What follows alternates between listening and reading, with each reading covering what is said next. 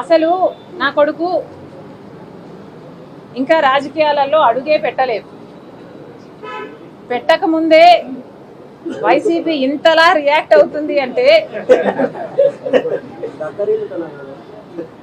ఇది భయమా బెదురా? వాళ్ళకే తెలియాలి. కానీ రాజారెడ్డి అని నా కొడుకుకి నామకరణం చేసింది స్వయాన రాజశేఖర్ రెడ్డి గారు. వైసీపీ సైతాన్ సైన్యం ఎంత అరిచి గీ పెట్టినా నా కొడుకు పేరు వైఎస్ రాజారెడ్డే. ఎన్ని కుక్కలు మొరిగినా దీన్ని మార్చలేవు. నా కొడుకు పేరు రాజారెడ్డే, నా కొడుకు రాజశేఖర్ రెడ్డి వారసుడే. ఇప్పుడు వీళ్ళు చెప్తున్నది చంద్రబాబు గారు చెప్తే మార్ఫింగ్ చేశారు ఒక వీడియోని, నేను కూడా చూశాను, ఆ టీం కూడా పెట్టింది. మార్ఫ్ చేసిన వీడియోలో చంద్రబాబు గారు చెప్తే నా కొడుకు రాజకీయాలలో వస్తాడు అని నేను చెప్పినట్టు కష్టపడి మార్ఫింగ్ చేశారు. చూస్తే నాకు చాలా నవ్వు వచ్చింది. ఇంత కష్టం మీకు అవసరమా అనిపించింది. చంద్రబాబు గారు చెప్తే నా కొడుకుని రాజకీయాలలోకి తీసుకొస్తాను అని మీరు చెప్తున్నారే, మరి ఎవరి చెప్తే జగన్మోహన్ రెడ్డి గారు ఉపరాష్ట్రపతి ఎన్నికల్లో ఒక ఆర్ఎస్ఎస్ అభ్యర్థికి మద్దతు ఇచ్చారో వైసీపీ సమాధానం చెప్పాలి. నిస్సిగ్గుగా ఈరోజు మిగతా వాళ్ళ గురించి మాట్లాడుతున్నారు. నిస్సిగ్గుగా జగన్మోహన్ రెడ్డి గారు స్వయంగా ఒక ఆర్ఎస్ఎస్ అభ్యర్థికి మద్దతు ఇచ్చారు అంటే ఇది ఎంత అవమానకరం. అసలు రాజశేఖర్ రెడ్డి గారు బీజేపీని వ్యతిరేకించిందే బీజేపీ ఆర్ఎస్ఎస్ సిద్ధాంతాన్ని ఫాలో అవుతుంది కాబట్టి. అలాంటి ఆర్ఎస్ఎస్ అభ్యర్థికి జగన్మోహన్ రెడ్డి గారు వైసీపీ మద్దతు ఇచ్చారు అంటే ఈరోజు రాజశేఖర్ రెడ్డి గారు గనుక బ్రతికే ఉండుంటే జగన్మోహన్ రెడ్డి గారిని చూసి అవమానంతో సిగ్గుతో తల దించుకునేవాడు రాజశేఖర్ రెడ్డి గారు. అసలు జగన్మోహన్ రెడ్డి గారు సమాధానం చెప్పాలి. సుదర్శన్ రెడ్డి గారికి మీరు ఎందుకు మద్దతు ఇవ్వలేదు? సుదర్శన్ రెడ్డి గారు ఒక తెలుగువాడు. సుదర్శన్ రెడ్డి గారు సుప్రీంకోర్టులో జడ్జిగా పనిచేసిన వాడు. సుదర్శన్ రెడ్డి గారు కాన్స్టిట్యూషన్ తెలిసిన వాడు, కాన్స్టిట్యూషన్ కోసం ప్రాణమైనా పెట్టేవాడు.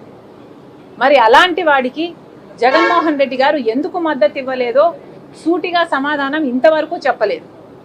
నేను చెప్తా. ఎందుకంటే జగన్మోహన్ రెడ్డి గారు మోడీ గారికి దత్తపుత్రుడు కాబట్టి. అందుకే జగన్మోహన్ రెడ్డి గారు మోడీ గారు చెప్పినట్టల్లా ఆడుతున్నారు. రిలయన్స్ వాళ్ళు రాజశేఖర్ రెడ్డి గారి మరణం వెనక రిలయన్స్ వాళ్ళ హస్తం ఉంది అని చెప్పిన జగన్మోహన్ రెడ్డి గారు అదే రిలయన్స్ వాళ్ళకు రాజ్యసభ సీటు ఇచ్చాడు అంటే మోడీ కోసమే ఇచ్చాడు. గంగవరం పోర్టు అదానికి కట్టబెట్టాడు అంటే మోడీ కోసమే కట్టబెట్టాడు. 5 ఏళ్ళు అధికారంలో ఉండి ప్రతి బిల్లుకు బీజేపీకి మోడీ గారికి మద్దతు ఇచ్చారంటే దానికి కారణం జగన్మోహన్ రెడ్డి గారు మోదీ దత్తపుత్రుడు కాబట్టి. మరి ఇలాంటప్పుడు జగన్మోహన్ రెడ్డి గారు ఏ ముఖం పెట్టుకొని ఈరోజు ప్రజలకు సమాధానం చెప్తారో సమాధానం చెప్పండి. అసలు ఒకవైపు కూటమి సర్కారు బహిరంగంగానే పొత్తు పెట్టుకుంది బీజేపీ పార్టీతో. కానీ జగన్మోహన్ రెడ్డి గారు బహిరంగంగా పొత్తు పెట్టుకోలేదు, రహస్యంగా అక్రమ పొత్తు పెట్టుకున్నారు. బీజేపీ తొత్తుగా, బీజేపీ తోక పార్టీగా పనిచేస్తున్నారు. ఎంత సిగ్గుచేటు అని అడుగుతున్నాం. ఒక ఆర్ఎస్ఎస్ అభ్యర్థికి రాజశేఖర్ రెడ్డి గారి కొడుకు మద్దతు ఇచ్చాడు అంటే ఇది సిగ్గుమాలిన పని కాదా అని అడుగుతున్నాం.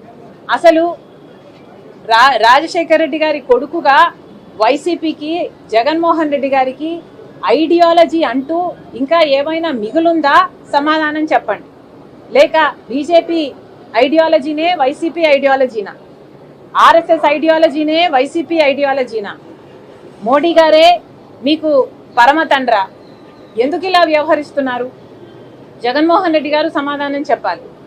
అసలు కూటమి మద్దతు ఇచ్చింది అంటేనే విచిత్రం. ఎందుకంటే తెలుగుదేశం పార్టీ అని పెట్టి పేరు పెట్టుకున్న వాళ్ళు తెలుగువాడు నిలబడితే దాన్ని బేఖాతురు చేశారు. అలాంటిది వైసీపీ రాజశేఖర్ రెడ్డి గారు అంతగా వ్యతిరేకించిన బీజేపీని, ఆర్ఎస్ఎస్ని అలాంటి వాడికి మద్దతు ఇచ్చారు అంటే ఇక మీకు ఐడియాలజీ ఎక్కడ మిగిలింది? మీ పార్టీకి ఒక అజెండా, ఒక జెండా అంటూ ఎక్కడ మిగిలింది? జగన్మోహన్ రెడ్డి గారు సమాధానం చెప్పాలి. అసలు జగన్మోహన్ రెడ్డి గారు చేస్తున్నది రాజకీయ వ్యభిచారం కాదా? ప్రజలను ఎందుకు మభ్యపెడుతున్నారు? మీరు కూడా అక్రమ పొత్తు పెట్టుకొని అదే బీజేపీ కూటమిలో చేరిపోలేదా? మీరు కూటమిలోనే ఉన్నారు. ఈరోజు మీకు అర్థమవుతుందో లేదో కానీ ప్రజలకు మాత్రం అర్థమవుతుంది. ఈరోజు బీజేపీలో ఒక తెలుగుదేశం, ఒక జనసేన మాత్రమే లేదు. కూటమిలో బీజేపీతో పాటు వైసీపీ కూడా ఉంది.